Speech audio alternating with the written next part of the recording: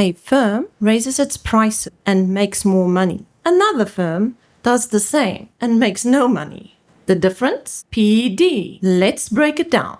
Before we jump into this Cambridge question that we're going to look at, let's first look at some key definitions, like PED. PED is price elasticity of demand. It's the numerical measure of the responsiveness of demand for one product following a change in the price of that product alone.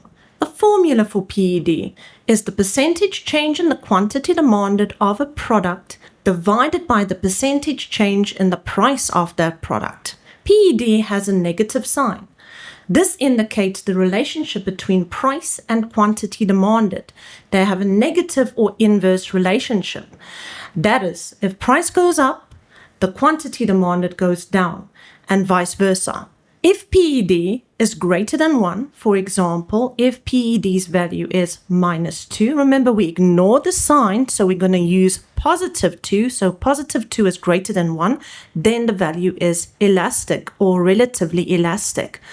If the value is smaller than 1, which indicates that it is relatively inelastic, for example, a value of -0.2, remember, sign not important here, 0.2 is smaller than 1, so inelastic.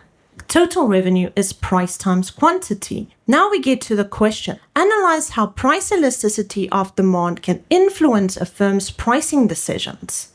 This is for 6 marks. If PED is -0.2, then this is relatively inelastic. For example, like fuel or electricity, there are few or no substitutes. In this case, the firm should increase their price to increase total revenue.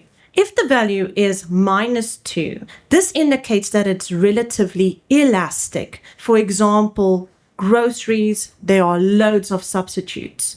In this case, the firm should go and decrease their prices to increase total revenue. If PED is equal to 1, this indicates unitary elasticity. And in this case, the firm should do nothing. It seems weird, but nothing. Because changing the price will not change the revenue, it will have the same revenue outcome. Let me illustrate. So changing the price from $5 to $2.